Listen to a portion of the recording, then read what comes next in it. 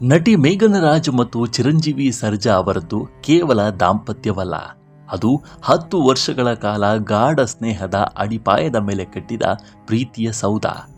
2020ರಲ್ಲಿ ಚಿರು ಸರ್ಜಾ ಅಗಲಿದಾಗ ಮೇಘನ ಅವರು ಗರ್ಭಿಣಿಯಾಗಿದ್ದರು.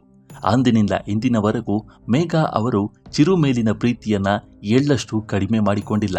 ಇದೀಗ ಚಿರು ನೆನೆದು ಮೇಘನ ವೇದಿಕೆಯಲ್ಲಿ ಕಣ್ಣೀರಿಟ್ಟಿದ್ದಾರೆ.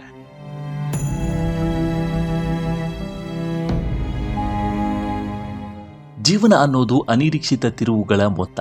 ಕೆಲವು ಘಟನೆಗಳು ಮಾಸದ ಗಾಯಗಳನ್ನು ನೀಡಿದ್ರೆ, ಮತ್ತೆ ಕೆಲವು ಘಟನೆಗಳು ಆ ಗಾಯದ ಮೇಲೆ ಸಾಂತ್ವನದ ಮಳೆ ಸುರಿಸುತ್ತವೆ. ಇತ್ತೀಚೆಗೆ ನಡೆದ ಕಾರ್ಯಕ್ರಮವೊಂದರಲ್ಲಿ ಇಂತಹದ್ದೇ ಒಂದು ಹೃದಯ ಸ್ಪರ್ಶಿ ಘಟನೆ ನಡೆದಿದೆ. ಪತಿಯನ್ನ ಕಳೆದುಕೊಂಡ ಮಹಿಳೆಯೊಬ್ಬರ ನೋವಿನ ನುಡಿಗಳು ನಟಿ ಮೇಘನ ರಾಜ್ ಅವರ ಕಣ್ಣಾಲಿಗಳು ಒದ್ದೆ ಆಗುವಂತೆ ಮಾಡಿತು.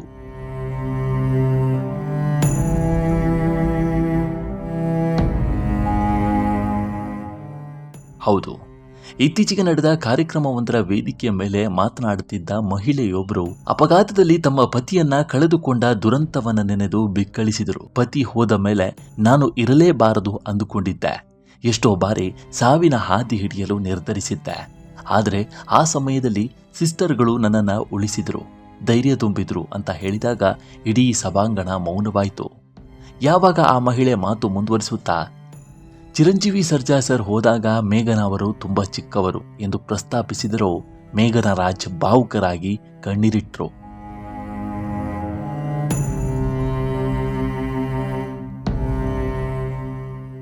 ಚಿರಂಜೀವಿ ಸರ್ಜಾ ಅವರ ಅಗಲಿಕೆ ಇಡೀ ಕರ್ನಾಟಕಕ್ಕೆ ನೋವು ತಂದಿತ್ತು. ಮೇಘನ ರಾಜ್ ಅವರು ಗರ್ಭಿಣಿಯಾಗಿದ್ದ ಸಮಯದಲ್ಲಿ ಪತಿಯನ್ನ ಕಳೆದುಕೊಂಡ ನೋವು ಸಾಧಾರಣವಾದದ್ದಲ್ಲ.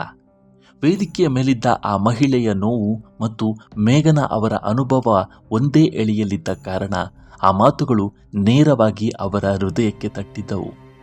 ಈ ಘಟನೆಯ ವಿಡಿಯೋ ಸೋಷಿಯಲ್ ಮೀಡಿಯಾದಲ್ಲಿ ವೈರಲ್ ಆಗಿದ್ದು, ನೆಟ್ಟಿಗರು ಮೇಘನ ರಾಜ್ ಅವರ ಧೈರ್ಯವನ್ನ ಮೆಚ್ಚಿದ್ದಾರೆ.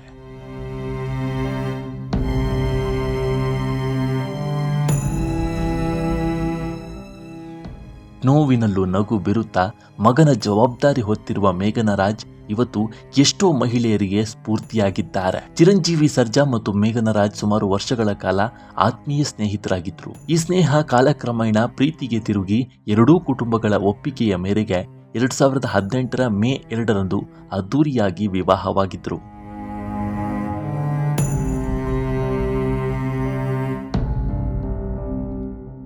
ಕ್ರಿಶ್ಚಿಯನ್ ಮತ್ತು ಹಿಂದೂ ಸಂಪ್ರದಾಯಗಳೆರಡರಲ್ಲೂ ಇವರ ವಿವಾಹ ಮಹೋತ್ಸವ ನಡೆದಿತ್ತು. ಜೂನ್ 7, 2020ರಂದು ಚಿರು ಸರ್ಜಾ ನಿಧನರಾದರು.